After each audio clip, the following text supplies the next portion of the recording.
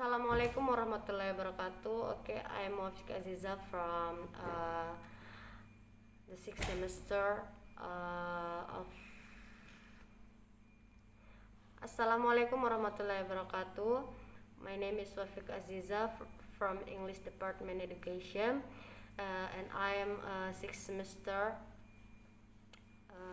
So now I will explain about the material in language testing in chapter 3 material that I summarized. Let's begin. The first one is about proficiency tests. So proficiency tests are designed to measure people's ability in a language, regardless of any training they might have had in that language. So about achievement tests. Achievement tests are directly related to language course. Their purpose being to establish how successful individual students, groups of students, or the courses themselves have been in achieving objectives. They are of two kinds. There are final achievement tests and progress achievement tests. So I will explain about diagnostic tests. Diagnostic tests are used to identify learners' strengths and weaknesses. And the next explain is placement tests.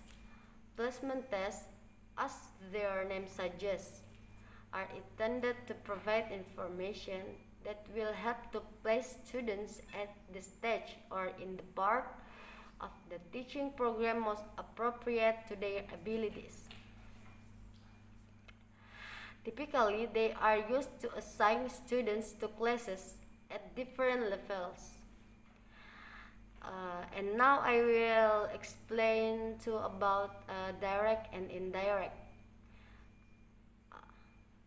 About direct, testing is said to be direct when it requires the candidate to perform precisely the skill that we wish to measure.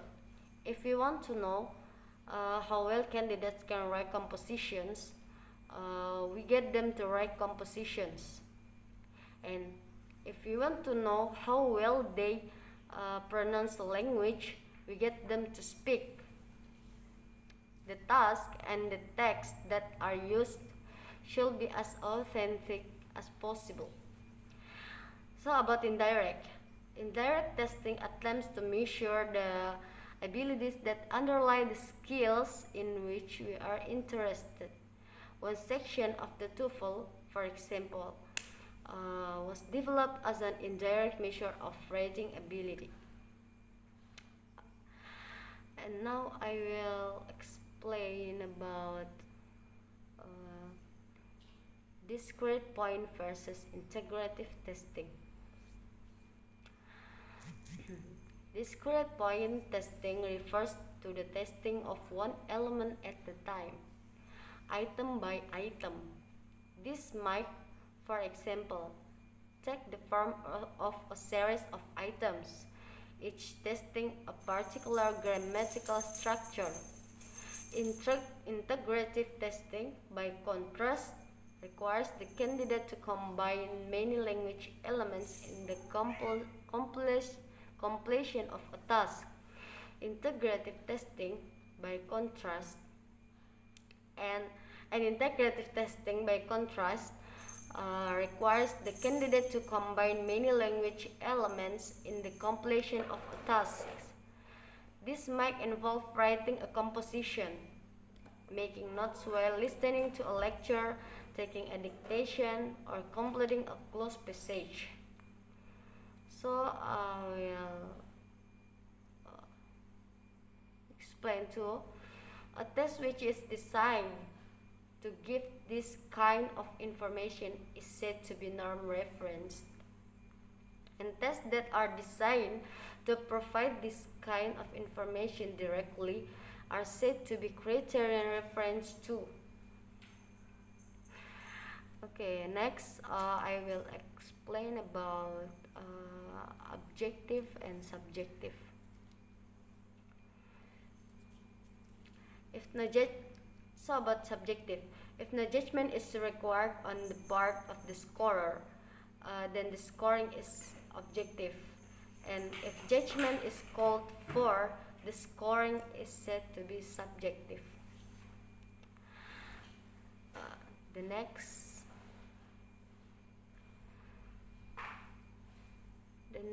one are about computer adaptive testing. Computer adaptive testing offers a potentially more efficient way of collecting information on people's ability. All candidates are presented initially with an item of average difficulty, and much has been written about. And now I explain about communicative language testing. So communicative language testing discussion have centered on the desirability of measuring the ability to take part in acts of communication, and including reading and listening, and on the best way to do this. and the last explanation is about reader activities. So reader activities consider a number of language tests with which you are familiar. So that many what I explained before is that with what I will explain the material that I summarized. So thank you very much, and wassalamualaikum warahmatullahi wabarakatuh.